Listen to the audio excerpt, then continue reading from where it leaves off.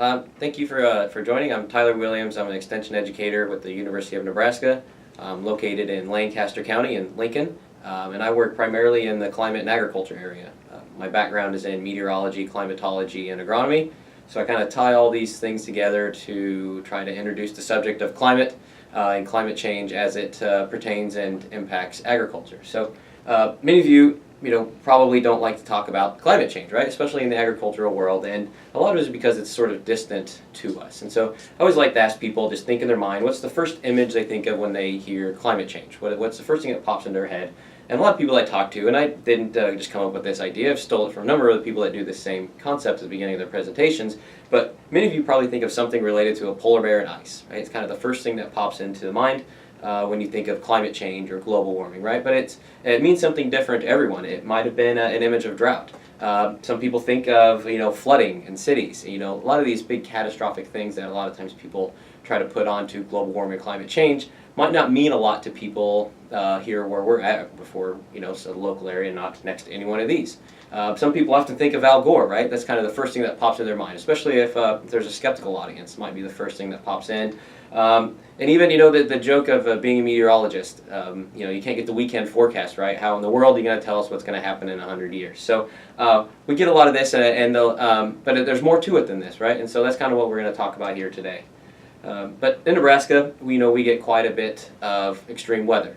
This is from 2017. This is the Nebraska Mesonet stations. The extremes, as you can see on the screen, you go to northeast Nebraska at a minus 37 wind chill. You go to southern Nebraska, had the warmest temperature of 102 degrees. So you can see there's a big range that we have to deal with in Nebraska that many places don't have to deal with. Sort of a continental type thing. You go look at southern Nebraska, had the coldest soil temperature in 2017, happened in our southernmost station in Nebraska. So it doesn't even matter latitude, right? So we get pretty extreme, and that's one of the challenges and things that we have to deal with in agriculture is not only dealing with a steady progression and a trend, but dealing with these extremes in any given year. One of the biggest reasons why we have that is we're pretty landlocked, right? We're a long ways from any given ocean. That ocean provides that moderating influence to our weather. We just don't have that luxury, so we get the highs and the lows. You can see just a lot of the convergence of systems happen across the middle of the country. So that ocean does provide a buffer for people along the coast, but you get inland, especially in the shadow of the Rocky Mountains where we're at in the Great Plains, very extreme weather that we have to deal with, and a lot of times overshadows those climate changes that we might expect. So talking about some of the weather risks, why we're here, drought obviously is a big thing that we deal with in almost every year at some place in Nebraska, but as this total crop failure can come from drought. So it's a big risk that we deal with. Heavier extended rainfall, you can get erosion, you get waterlogged soils, soil pathogens, decrease the number of field work days that you might get done. So there's certainly a risk to even having too much rainfall as opposed to not enough.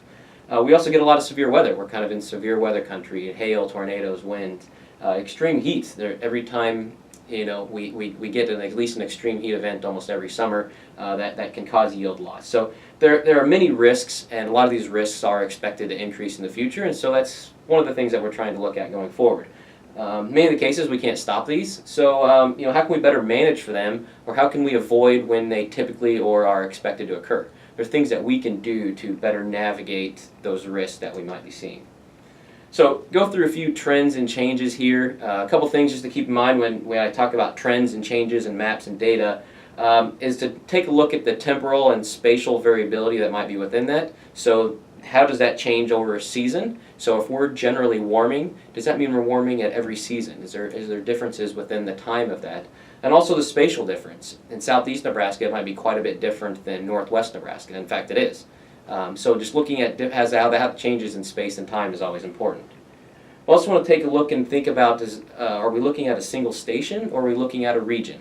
A single station can show almost about anything, but if all those single stations are showing that across the region, then you know that you've probably got something going on. But if it's a single station and it's an outlier, there might be a reason for that. So it's just something always to take a look at. I'd also like to think about the time scales and the comparisons that we're looking at. So if we're looking at a trend that might have happened over the last 20 years, it's important to think about that as opposed to a trend that may have happened over the last 100 years. And are we comparing the 20-year change to something that happened 100 years ago, right? So it's always good to just take a look at, if you see a chart or a graph, is to take a look at the time frame in which they're being compared to. And also the source. I like to pull data from reputable sources, NOAA, or the National Oceanic and Atmospheric Association, universities, try to find those non-biased sources to provide that data, to at least know you're confident that what you're looking at is correct. That I do like to take a look at is this average global temperature compared to 1951 to 1980 average. As you can see, as this graphic goes, it changes basically the 5-year average starting in 1880, and it moves on up until 2017. So right now we're looking at the early 1900s, and you can see that it's a cooler period compared to 1951 to 1980. As you move into, you can see right now is in the 30s, you see that warm spot over Nebraska and the central U.S. during the dirty 30s and the warm period we had there. Now we're coming into the 1960s and 70s. You can see that you start to see those warm spots pick back up. But as you look, as we get into the 80s, you can really see that our average temperature over those 5-year moving average is quite a bit warmer than it was in the 1951 through 1980. This last graphic is the 2013 to 2017 5-year average, again compared to that mid-century average. And so you can see that most of the warming is concentrated in the northern part of the globe, in the higher latitudes especially. And so this is the easiest visual to say that yes, something is going on out there. The Earth is definitely warming. What that means to each individual space or person on this might mean something different. So it's always important to keep in mind kind of the big picture view of what's going on out there and what's driving a lot of these changes that we see going forward. Many people use the plant hardiness zone maps. This is a great example to look at a little bit closer to home. Okay, and so you can see the map on the left is the 1990 plant hardiness zone. The division between 4 and 5, the hardiness zone 4 and 5, is basically in the middle of Nebraska in 1990. And you go to 2012, that red line shifts to southern South Dakota. So that change from the hardiness zone 4 to 5 has shifted a couple hundred miles north. The plant hardiness zone maps are based off of the extreme minimum temperature that we get in the wintertime, and they take the 30-year average. So essentially this is 30 years or 30 minimum temperatures and averaged over time. So this number does shift quite a bit, but it's certainly shifting north, right? So we're just not getting as extremely cold in the wintertime as as in that 1990 average. So something that we can feel, it makes a difference in what plants survive the winters, what plants we might plant in our gardens and our landscapes. So it's definitely something that makes it easy visual to say like, oh yeah, there's something pretty concrete that's happening in our area. This is a little bit closer home even more. Here are some numbers based on climate division. This comes from National Center for Environmental Information. The map on the left, the red one, is the long-term trend for winter average temperatures. So 1895 to 2016, so 120 some years. You can see that we've definitely increased in temperature over that period, right? So this is our trend. We definitely have a warming trend. The map on the right is over the last 30 years, roughly 1985 to 2015. So this 30-year average, the recent average, we've actually seen a cooling trend in the wintertime. But if you dive into this even further, it's actually coming in the month of February. And as we just saw in that last map, we're not getting as extremely cold in the wintertime, but the end of our winters, especially in the eastern part of the state, have been more persistently cool, for lack of a better term. We just haven't seen those low pressure systems move out of the Great Lakes area, so this is causing this short-term trend in cooling. Even though we're quite a bit warmer in this period than we might have been in the early 1900s, it's still a cooling trend that most likely is probably just a little blip in our way to continue warming in the wintertime. When it comes to precipitation, generally the Midwest, Great Plains area is getting wetter. This map here that you're seeing is taking a look at the 1991 to 2012 period and comparing it to basically the first half of the 20th century. So looking at it here, and you can see that most of the U.S. is actually getting wetter, except for portions of the West, the desert Southwest, and the Southeast U.S. So we can even look a little bit more at concrete Nebraska data, and you can see that their long-term trend is slightly increasing precipitation. So this is looking at January through December, all of the months. But as you see on the right, we break that down by season. We can see that there are definitely some discrepancies as we look per season. So what's changing when? The wintertime and the summertime, we've seen a slight decrease, but our increase in Nebraska is primarily coming in the spring, as well as a little bit in the fall, but it's primarily coming in the spring and especially in the month of April. We've seen a significant increase in the amount of precipitation that comes in the month of April. And if you work in the ag industry, there are a lot of time-sensitive, weather-sensitive operations that need to happen in the month of April, whether it's calving, planting, fertilizing, spraying, a lot of stuff that needs done that more rainfalls isn't necessarily the best time for it. So this is again this is breaking down spring precipitation a little bit closer. The long-term trend is wetting in the spring, we talked about that. But with our short-term trend, we've seen a pretty significant increase in most of Nebraska in our short-term spring precipitation. And so this is looking at April, May, and March, April, and May precipitation. So you get a pretty significant increase in our spring precipitation. That's posing a number of challenges in agriculture even over the last few years. Just another example of our increased precipitation, Martha Shulsky's group put this together in 2015, showing basically that almost every district in Nebraska is increasing the number of wet days that happens in the spring. So not only are we getting more precipitation, but during the spring, we're also getting more wet days, right? So more days that it is wet. And so to me, that equates to more days out of the field. Anytime it's wet, nothing's drying, that's a decrease in field work. 68% of the stations showed a statistically significant trend of 8 more days that include some sort of precipitation in the spring. So it's definitely an increase in something that we have to continue to look for. As we look at what's going to happen going future, looking further out, looking beyond the forecast, right? So looking at the projections, it all depends on what we do with greenhouse gases, radiative forcing. So the amount of energy that is getting trapped on Earth will determine sort of where we go and what our models project. A lot of the climate projections, as you can see here, the red line is basically saying that our greenhouse gas emissions that we do are going to keep increasing on the rate that we're doing. So that's what they call the RCP 8.5, the representative concentration pathways. So that's taking what we do, what we emit, and saying, all right, this is going to change the amount of radiation that is trapped on Earth. The bottom line, the green line, is the RCP 2.6. That's basically saying that we're going to decrease the amount of emissions that we put on the Earth, right? So we're going to really curb our emissions, and so ultimately that gives us the range of what the Earth will do as far as warming, what the models are going to project for our temperatures. And so as we look at this, you can see that there's definitely a lot of uncertainty. There's uncertainty in how the Earth will respond. There's going to be some uncertainty in how we will respond, but primarily it's and how models work. You get beyond so many years, it becomes quite challenging to see how the Earth is going to respond going forward. So that's one thing just to keep in mind as we go and talk about some of the projections here.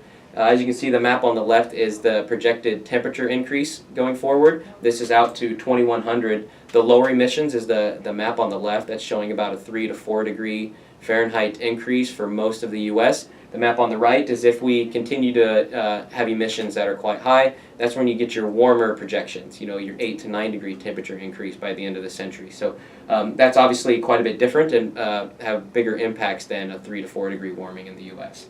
The map on the right is looking at precipitation.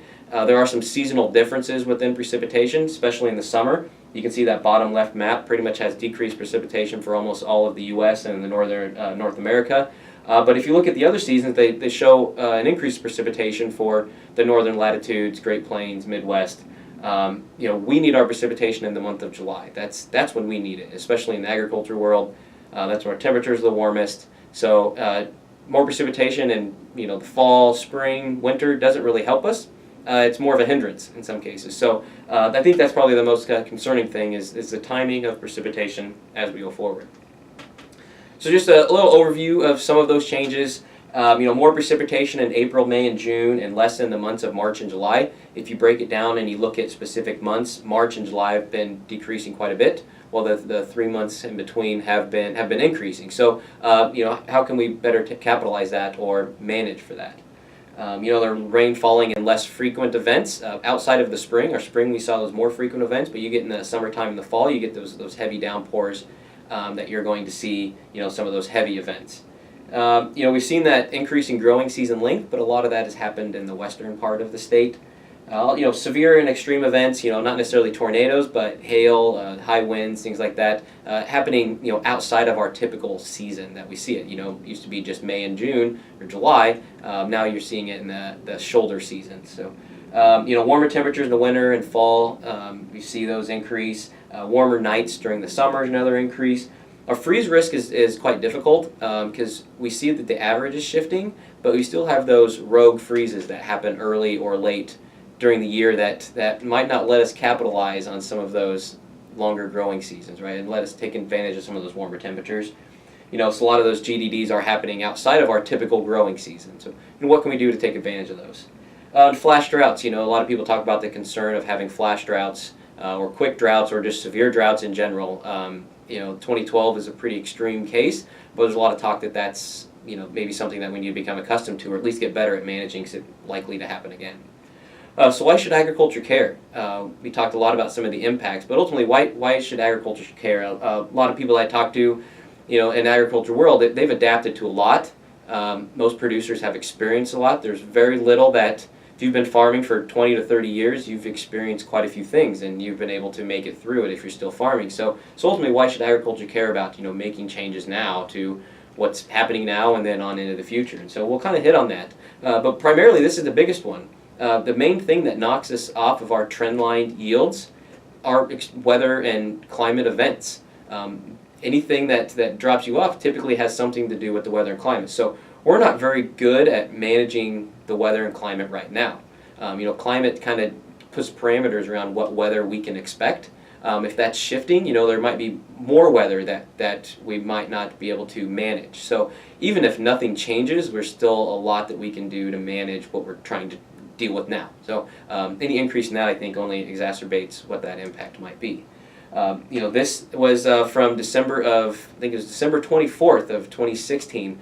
Tornado warnings went through southern Nebraska, and this is cows grazing on corn stalks. Not very often do you have tornado damage in the middle of winter, especially the day before Christmas. You also will see heat stress in cattle, right? So warmer nights, that increased respiration at night on crops.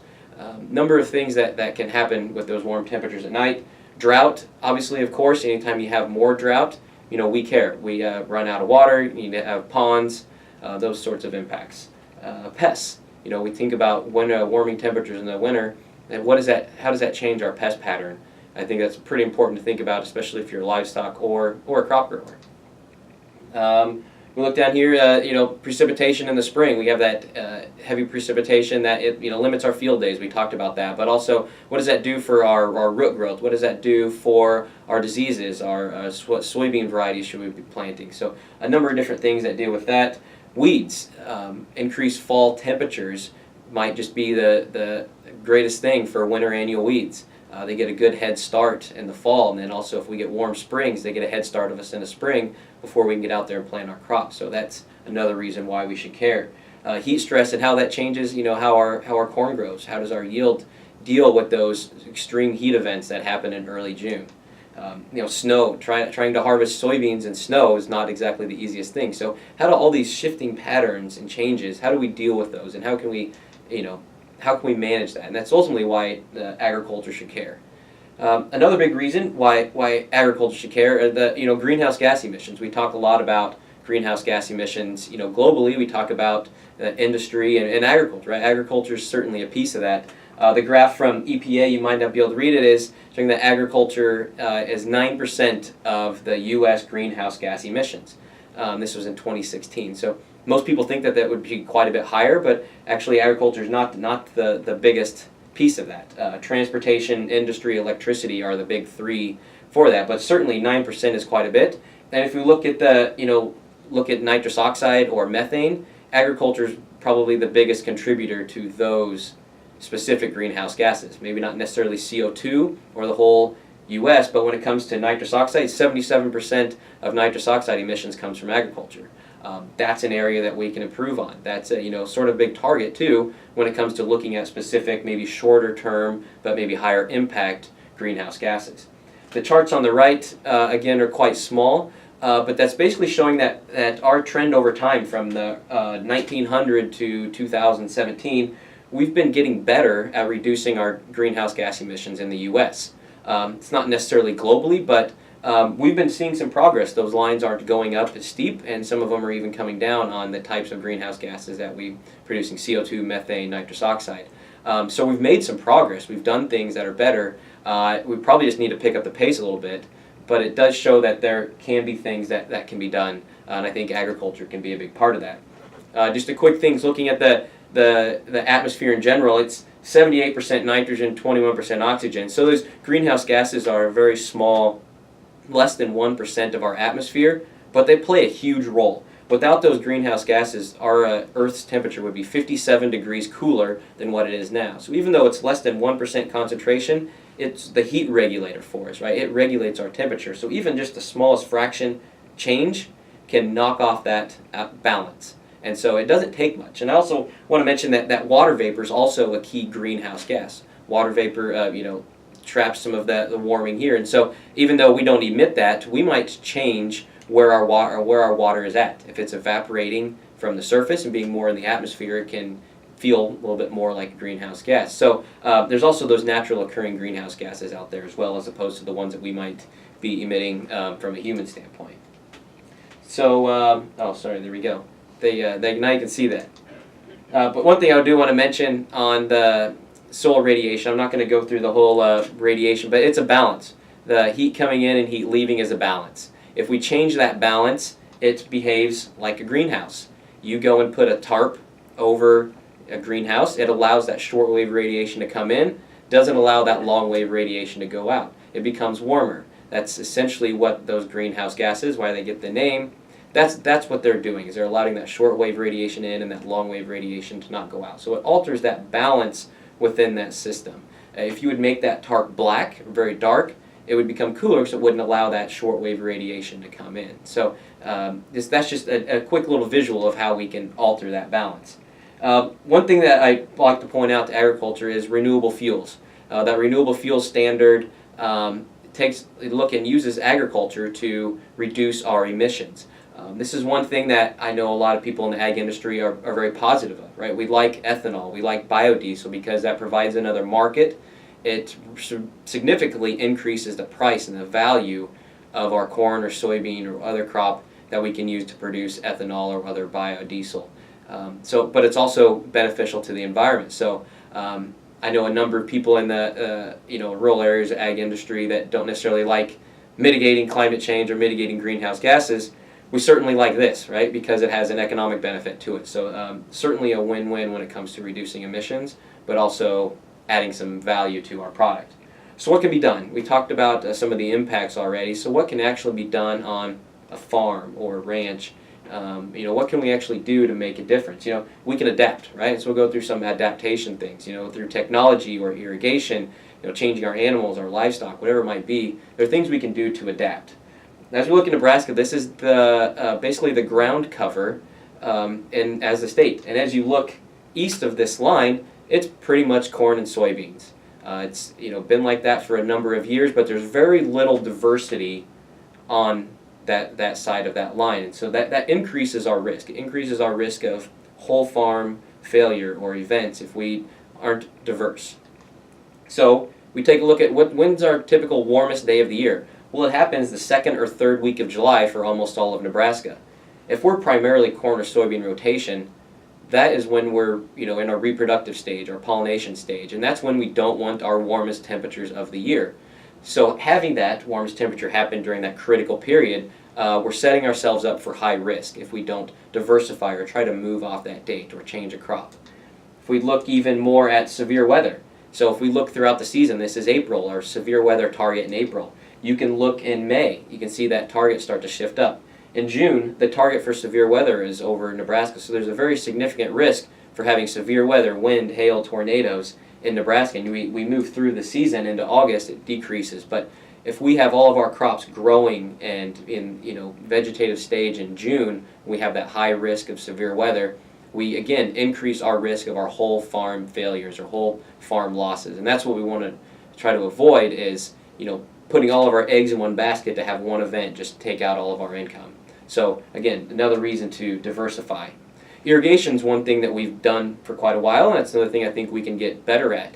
a lot of technology and efficient equipment that can better use that water, lose less of it to evaporation or to runoff. We can let that crop use it.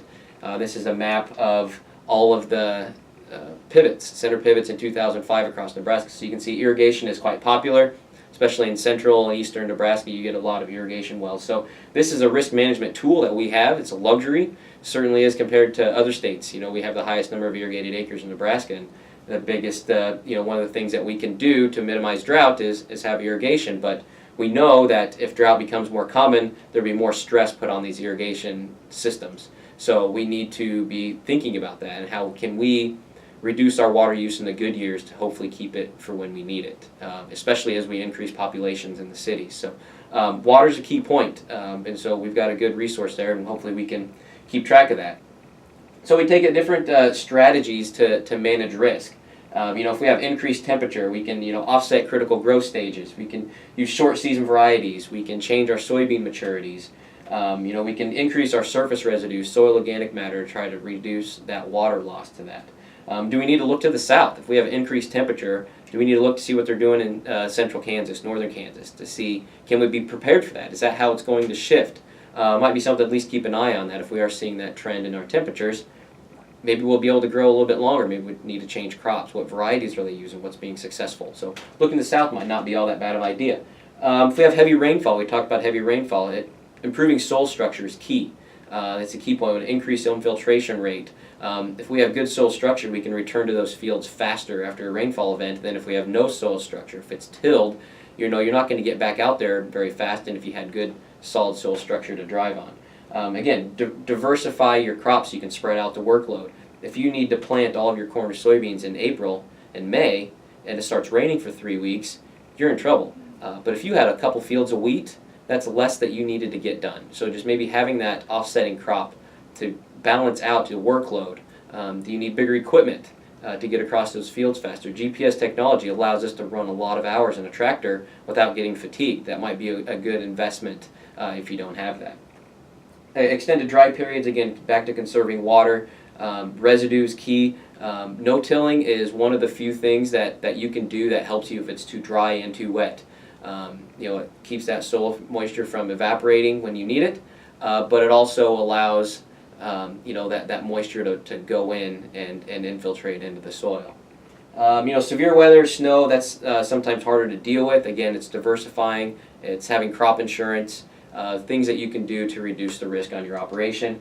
But all those things that were in yellow all dealt with the soil. The soil is probably the biggest key, the thing that we can do, not only from an adaptation standpoint, but also from a mitigation standpoint that we'll talk in a little bit. But the soil is the key. If you enhance that soil, you significantly reduce your risk to losses and your extreme variability in yields that you ultimately don't want.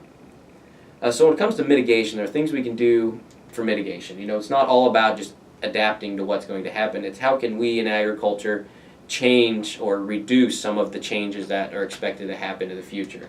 The Intergovernmental Panel for Climate Change came out with a report recently, and there's a quote from Deborah Ovasio from the Nature Conservancy talking about how agriculture can play a role in this. And so what plants do is when plants grow, they take CO2 out of the atmosphere and they essentially put it into the ground, right? So a lot of that carbon came from the ground and went up into the atmosphere, and agriculture and plants are one way that we can take the carbon back out of the atmosphere and put it into the ground. So, extending those cover crops, no-tilling, just building organic matter or carbon into the soil is one way that we can help mitigate all of the carbon that's in the air. And so I think this is definitely an opportunity for agriculture to maybe capitalize on the need, right? So ultimately the earth and the globe needs more plants, right? And so there's no one better at growing more plants than farmers. So how can we adjust our systems to capitalize on that opportunity to help remove some of that CO2? Some examples of some more mitigation strategies: reducing nitrogen loss. That's the simple and easiest one. We saw that agriculture is 77% of the nitrous oxide emissions. A lot of that comes from our fertilizer. If we can reduce our fertilizer inputs and still get the same yield, that's great. Can we reduce what is lost? What is lost to the atmosphere going up as a gas? Can we reduce what is lost going down, leaching into the groundwater? all of that is money lost. As farmers, we spend money on every little piece of nitrogen we put on. We don't want to lose any of it. And so the better that we can get at reducing those losses, the better that we can help, the emissions, especially from the nitrous oxide standpoint, up into the atmosphere. Improving breeding for livestock efficiency. The faster you can get livestock to market, the less time that they're out, out eating and producing methane. Increasing that efficiency in that animal is one thing that we can do to reduce maybe some greenhouse gases from that. Cover crops, we talked about that briefly. Cover crops are pretty key when it comes to capturing carbon out of the atmosphere and putting it into the ground. That's outside of our typical growing season. A lot of those cover crops are, and so having that green plant growing is key not only to the soil but also to the environment. So cover crops and getting better at growing cover crops can be a very good thing for adaptation and mitigation. So something we have to keep a lookout there. Enhancing pasture productivity, manure, anaerobic containment. A lot of feedlots have the ability to take the manure that they produce and use the gas from that for energy. That's a really good way to not only reduce our needs to run our operations, but also reduce our emissions and our contribution to greenhouse gases around us or throughout the globe. So that's another key area, I think, especially in the livestock sector, that we can both be adapting and mitigating at the same time and hopefully save money. So that's a lot of it will come down to the economics of that, and I think we're getting better. Retiring wetland acres. A lot of wetland acres are the poorest ground that people can farm. Those are usually the first acres to fail. So we can put in those natural wetlands again and not farm those. I think it might be beneficial, at least reducing our risk from failure on crops. So it's not always easy to take farm ground out of production, but there may be some options or opportunities to do that. Renewable fuels. It's a big thing I think that we can, again, keep taking advantage of. That renewable fuel standard's pretty important to our prices, our production, but also to reducing emissions overall, especially in the transportation industry. So many of these are win-win strategies, but they take a little management and they take a little bit of technology to make it happen. So I think there are lots of things that we can do to mitigate that will also be beneficial to each operation. So as we kind of wrap up, there, here in Nebraska, we're pretty lucky to have a lot of resources when it comes to reaching out to people, research, education, extension, teaching. We have the Drought Mitigation Center, High Plains Regional Climate Center, and the Nebraska State Climate Office, all located in Hardin Hall on UNL's East Campus. So there are a lot of resources there in one building that Nebraskans can tap into, or even people in the region. Extension, there are tools. AgriTools is an app that helps provide that climate and weather information to agriculture to, again, keep things fresh, keep it in front of your mind. So there are a lot of resources at the university that you were able to tap into, and so I would encourage you to reach out to those folks. So that's all I have for today. Again, thanks for watching. You can find my contact information there if you'd like to reach out to me. So thank you.